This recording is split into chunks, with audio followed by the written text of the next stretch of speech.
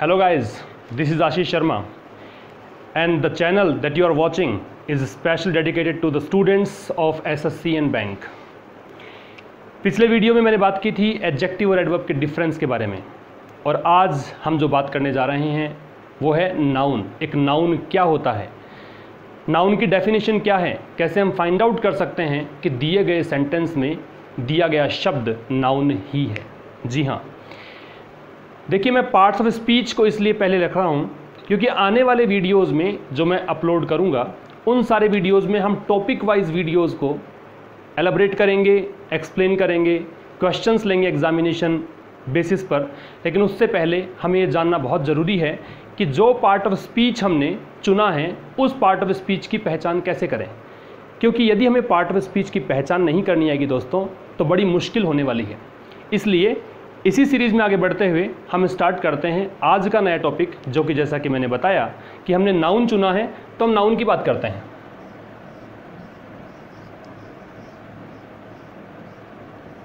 बेहद आसान सा टॉपिक हमने लिया है, लेकिन देखिए कॉम्प्लिकेशंस तब पैदा होते हैं जब हम नाउन की पहचान करने में अपने आप को असमर्थ पाते हैं।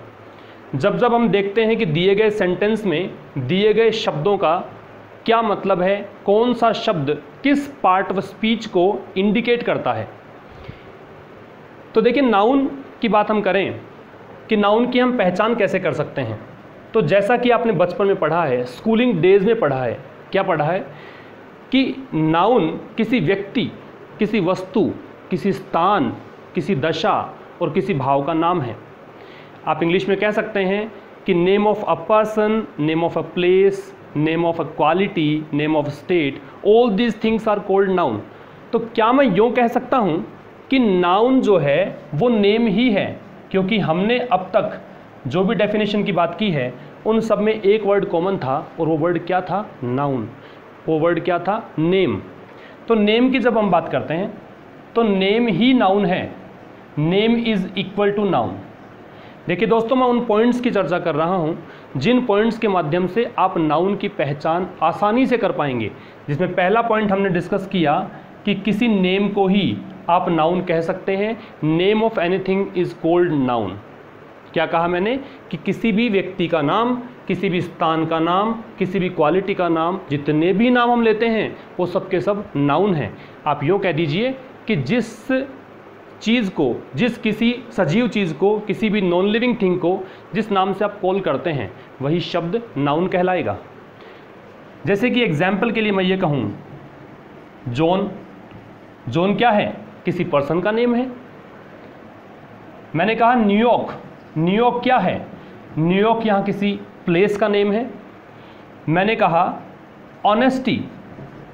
तो ऑनेस्टी क्या हुआ दोस्तों, ऑनेस्टी हुआ किसी क्वालिटी का नेम। मैंने कह दिया चाइल्डहुड। चाइल्डहुड क्या है, चाइल्डहुड जीवन की एक अवस्था है, एक स्टेज है, तो ये भी तो नाम है। तो जितने भी नाम होंगे वो क्या कहलाएंगे, नाउन कहलाएंगे। तो पहला तरीका आप अपने दिमाग में बिल्कुल अच्छे से ये बात स्वीकार कर लीजिए कि नाम जहाँ भी होगा वो क्या कहलाएगा, वो नाउन कहलाएगा। नंबर 2, और किस तरीके से हम पहचान कर सकते हैं। तो देखिए दोस्तों, नाउन उस वर्ड को भी कहते हैं जो वर्ड आप प्लूरल में कन्वर्ट कर सकते हैं। क्या कर सकते हैं, प्लूरल में कन्वर्ट कर सकते हैं। इसके साथ साथ एक बात याद रखिए कि प्लूरल बनने के साथ साथ आप ये भी ध्यान रखें कि उसकी काउंटिंग पॉसिबल है। मैंने ये वर्ड मेंशन क्यों किया, क्योंकि देखिए प्रोनाउन का प्लूरल भी बन सकता है, किसी वर्ब का प्लूरल भी बन सकता है, लेकिन नाउन में स्पेशल क्या है, नाउन की काउंटिंग हो सकती है। नाउन को हम काउंट कर सकते हैं। तो देखिए प्लूरल बन सके मीन्स उसकी काउंटिंग पॉसिबल हो तो वो शब्द भी क्या कहलाएगा, वो भी एक नाउन कहलाएगा। कैसे, how it is. So let's say boy. Boy एक नाउन है। क्या हम बॉयज़ को नहीं गिन सकते, क्या हम इसका प्लूरल नहीं बना सकते, हम बॉयज़ कह सकते हैं। हम इन लड़कों को काउंट कर सकते हैं, एक लड़का, 2 लड़के, 3 लड़के, इसका मतलब बॉय क्या हुआ, बॉय एक नाउन हुआ। इसी तरह हम कह सकते हैं चेयर। तो चेयर का प्लूरल बन सकता है। प्लूरल क्या बनेगा, चेयर्स बनेगा। चेयर्स को हम काउंट कर सकेंगे, इसका मतलब चेयर भी क्या हुआ, चेयर भी नाउन हुआ। हम कहें पेन, तो पेन को भी तो हम काउंट कर सकते हैं। पेन के भी तो बहुवचन बना सकते हैं, पेन्स बनेगा, काउंटिंग हो सकती है, इसका मतलब नाउन है। तो दूसरी बात मैं रिपीट कर दूं कि नाउन वो शब्द है जिसकी काउंटिंग पॉसिबल है। It means the word that can be changed into plural can be called a noun. Number 3,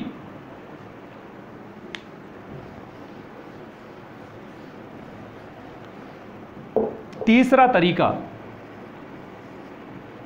ऐसा कोई वर्ड नाउन कहलाएगा जो डिटरमिनर के तुरंत बाद में आएगा।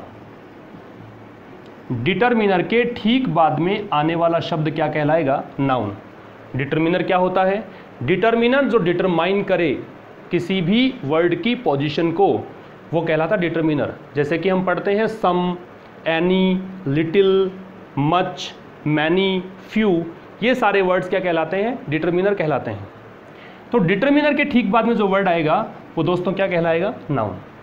लेकिन देखिए कई बार क्या होता है, डिटरमिनर जिसमें हम आर्टिकल को भी इन्वॉल्व करते हैं, ए, एन, दे, इनको भी हम डिटरमिनर की श्रेणी में रखते हैं। तो देखिए हो सकता है कि इनके बाद में 2 शब्द आपको मिलें। आर्टिकल अगर आपने यूज़ किया है तो हो सकता है कि आपको एक ही वर्ड दे रखा हो। यदि एक ही वर्ड दे रखा है तो वो होगा नाउन। यदि दोस्तों आर्टिकल के बाद में आपको 2 वर्ड्स दिए हुए होते हैं तो आप मान के चलिए कि दूसरा शब्द नाउन होगा। और यदि आर्टिकल के बाद में आपको 3 शब्द दिए हुए हैं तो फिर तीसरा शब्द नाउन होगा। अब आप पूछेंगे सर ऐसा कैसे हो सकता है? तो देखिए, यदि मैं कहूं ही इज अ स्टूडेंट, अब आप देख पा रहे हैं कि ए यहां पे क्या है? एक आर्टिकल है। आर्टिकल के बाद शब्दों की संख्या कितनी है? केवल एक संख्या है। इसका मतलब ये जो एकमात्र वर्ड है वो एक नाउन है। यदि मैं कहता हूं he is an intelligent student, he is an intelligent student, अब आप देखिए कि एन जो कि यहाँ पे एक आर्टिकल है, उसके बाद शब्दों की संख्या कितनी है? 1 और 2। इसका मतलब नाउन कौन सा हुआ? निश्चित रूप से मैंने कहा कि दूसरे नंबर वाला जो शब्द होगा वो नाउन होगा। यदि मैं कहता हूँ he is a very intelligent student, तो अब देखिए दोस्तों नाउन कौन सा हुआ? जैसा कि हमने डिस्कस किया कि वर्ड्स की संख्या आप काउंट करिए, 1, नंबर 2 और नंबर 3। इस बार जो नाउन हुआ वो नंबर 3 पे जो शब्द है वो नाउन हुआ। तो ऐसा हम देख पा रहे हैं कि आर्टिकल के बाद आप देख लीजिए, या तो एक ही वर्ड मिलेगा तो वो नाउन कहलाएगा, या फिर 2 वर्ड मिलेंगे तो दूसरे वाला नाउन कहलाएगा, या फिर 3 वर्ड मिलने वाले हैं तो आपको तीसरे वाला नाउन ही स्वीकार करना है, नाउन ही मानना है। लेकिन जब किसी भी सेंटेंस में नाउन का प्रयोग नहीं होता है, ये पॉइंट आप नोट कर लें, जिस सेंटेंस में नाउन का प्रयोग नहीं होता है उस सेंटेंस में डिटरमिनर नहीं मिलता है।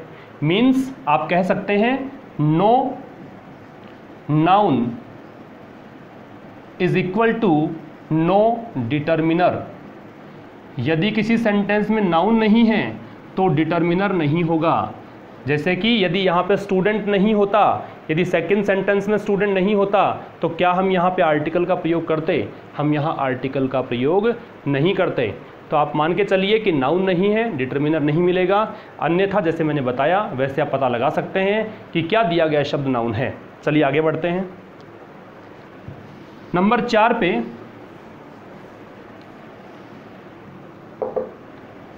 एक देखिए प्रकार होता है पजेसिव एडजेक्टिव। कौन सा प्रकार? Possessive adjective. पजेसिव एडजेक्टिव किसको बोलते हैं अपन? पजेसिव एडजेक्टिव बोलते हैं friends my, our, your, his, her, its और देयर। ये सारे शब्द क्या हैं? ये सारे शब्द पजेसिव एडजेक्टिव हैं। इनके ठीक बाद में एक बात तो ये याद रखिए कि पजेसिव एडजेक्टिव इंग्लिश में कभी भी आपको अकेले नहीं मिलने वाले। पजेसिव एडजेक्टिव कभी अकेला नहीं आएगा, इसके बाद में निश्चित रूप से एक वर्ड आएगा, और जो भी वर्ड आएगा वो क्या कहलाएगा? वो नाउन कहलाएगा। इसे आप एग्जाम्पल की सहायता समझ सकते हैं। आप यूँ कहें हिज पेन, आप कहें माई ब्रदर, या फिर हम एग्जाम्पल लें हर फादर। तो देखिए माई, हिज, हर जो भी हमने शब्द यूज़ किए हैं यहाँ पे वो क्या है, पजेसिव एडजेक्टिव्स हैं। इनके ठीक बाद में एक वर्ड यूज़ किया गया है, वो वर्ड आप यहाँ क्लेम कर सकते हैं, दावा कर सकते हैं कि दिया गया शब्द क्या होगा, निश्चित रूप से नाउन ही होगा। तो पेन यहाँ पे नाउन हुआ, ब्रदर यहाँ पे नाउन हुआ और फादर यहाँ पे नाउन हुआ। इसी सीरीज में आप डेमोन्स्ट्रेटिव एडजेक्टिव देखिए। डेमोन्स्ट्रेटिव जो एडजेक्टिव भी हो सकता है, प्रोनाउन भी हो सकता है। तो डेमोन्स्ट्रेटिव किसको बोलते हैं अपन? डेमोन्स्ट्रेटिव होते हैं this, that, these and those. इनके किस ठीक बाद में भी जो शब्द होगा वो भी क्या होता है, वो भी नाउन। कैसे? जैसे कहा this table, that person, these boys, those questions. आप देख सकते हैं दिस के बाद जो शब्द है वो नाउन है, दैट के बाद जो शब्द है वो नाउन है, दीज के बाद जो शब्द है वो नाउन है, दोज के बाद भी जो शब्द है वो भी नाउन है। लेकिन दोस्तों डेमोन्स्ट्रेटिव जो कि एक एडजेक्टिव फॉर्म में भी होता है, एक प्रोनाउन फॉर्म में भी होता है, अगर इसके ठीक बाद में नाउन होता है तो वो क्या कहलाएगा, वो डेमोन्स्ट्रेटिव एडजेक्टिव कहलाएगा, वो डेमोन्स्ट्रेटिव प्रोनाउन नहीं होगा। तो ये सारे क्या हुए, डेमोन्स्ट्रेटिव एडजेक्टिव्स हैं। तो ये नंबर 5 का तरीका था कि हम पता लगा सकते हैं कि ये शब्द नाउन हैं। तो देखिए दोस्तों बड़ा सिंपल हुआ कि इन 5 पॉइंट्स की हेल्प से आप आसानी से ये फाइंड आउट कर सकते हैं कि दिया गया शब्द नाउन है कि नहीं है। मैं क्विक आपको एक रिपीट कर देता हूँ, एक क्विक रिवीजन देखते हैं। नंबर 1 पे मैंने क्या कहा कि जो भी नाम होगा वो नाउन होगा, तो name is equal to noun. Number 2 पे मैंने क्या कहा, जिसका हम प्लूरल बना सकते हैं या फिर जिसकी काउंटिंग पॉसिबल हो सकती है वो शब्द भी क्या कहलाएगा, वो शब्द भी नाउन कहलाएगा। हमने देखा कि पजेसिव एडजेक्टिव्स यदि आपको दे रखे हैं तो उनके बाद दिया गया शब्द भी क्या कहलाएगा, नाउन कहलाएगा। हमने आगे क्या देखा, डेमोन्स्ट्रेटिव एडजेक्टिव्स अगर दे रखे हैं तो डेमोन्स्ट्रेटिव एडजेक्टिव्स के बाद दिया गया शब्द भी क्या कहलाएगा, नाउन कहलाएगा। और हमने देखा कि डिटरमिनर के बाद में जो शब्द आता है वो भी जनरली क्या है, वो भी नाउन है। लेकिन एक बात याद रखिए दोस्तों, पार्ट्स ऑफ स्पीच जो भी किसी सेंटेंस के कंपोनेंट्स हैं उनको निकालने का तरीका है उस सेंटेंस में उसका यूज़ देखिए, क्योंकि जो शब्द हम मानकर चलते हैं वो सेंटेंस के यूसेज के आधार पर बदलता है। एग्जाम्पल के लिए मैं कहूँ कि गो, आप कहेंगे कि गो एक क्या है, एक वर्ब है। एग्री हैं आप कि गो एक क्या है, वर्ब है। लेकिन यदि मैं इसी सेंटेंस को आगे बढ़ाऊं, गो इज अ वर्ब, तो यहां पे दोस्तों गो एक वर्ब नहीं है। मीन सेंटेंस के यूसेज के आधार पर वर्ड्स का जो पार्ट ऑफ स्पीच हम नाम देते हैं वो बदलता रहता है। तो अल्टीमेटली तो आपको डिपेंड करना है सेंटेंस के मीनिंग पर, सेंटेंस में दिए गए शब्दों के यूसेज पर। अदरवाइज़ आप अगर नाउन निकालना चाहें तो ये 5 तरीक़ों से आप निकाल सकते हैं कि दिया गया शब्द नाउन है। आशा करता हूँ बड़ा आसानी से समझ में आया होगा आपको वीडियो। जो पहले वाला वीडियो था एडजेक्टिव एडवर्ब के संदर्भ में वो भी समझ में आया होगा। आगे भी आपको पार्ट्स ऑफ स्पीच के संदर्भ में कुछ और वीडियोज़ मिलेंगे, उसके बाद हम विस्तार से इन टॉपिक्स को देखेंगे कि किस प्रकार के क्वेश्चंस एग्जाम में पूछ सकते हैं। तो आप ये वीडियोज़ देखते रहिए, दोस्तों के साथ शेयर करते रहिए, सब्सक्राइब करिए। अगले वीडियो तक के लिए वेट करिए। तब तक के लिए धन्यवाद। Thank you very much.